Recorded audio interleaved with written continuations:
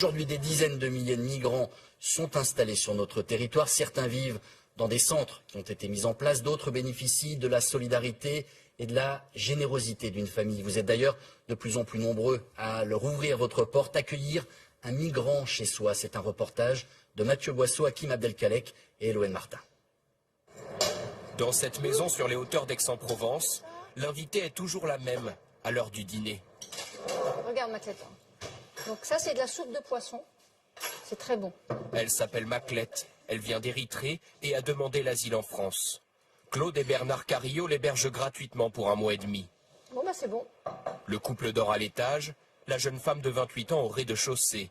Dans l'une des chambres, des 4 enfants du foyer. Voilà, donc là c'est la chambre de Maclette où elle est installée depuis qu'elle est arrivée. C'est la chambre de notre fille aînée, Alice, qui vit plus là, parce que nos enfants sont partis, puisqu'ils sont adultes maintenant. Au milieu des affaires de la famille, Maclette a déposé quelques effets personnels. Et les vêtements donnés par les associations depuis son arrivée en France il y a 9 mois. Au début, je dormais dans la rue. Puis dans un foyer, il n'y avait aucune intimité. On était 16 dans une même chambre. La salle de bain, la toilette, Tout était partagé, même les toilettes. Maintenant, c'est beaucoup mieux. En moins d'1 an, c'est déjà la 3e fois que le couple accueille un demandeur d'asile.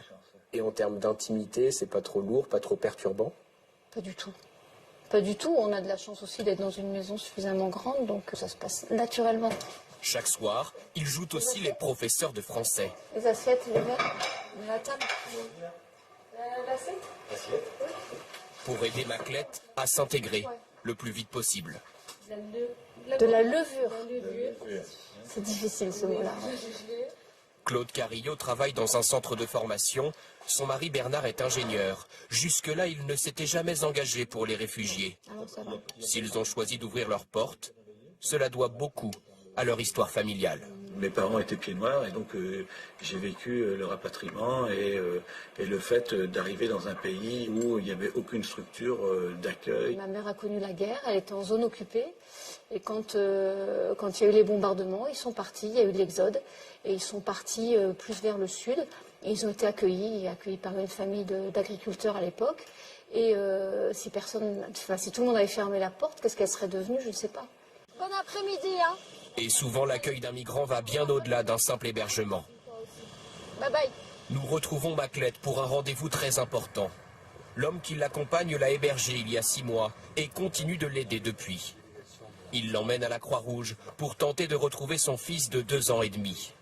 Maclette est sans nouvelles de lui. Ils ont été séparés en Libye, juste avant de traverser la Méditerranée. J'ai pensé qu'il allait mourir s'il restait avec moi là-bas. C'est pour ça que je l'ai confié à une amie. C'est pour ça que j'ai abandonné mon bébé.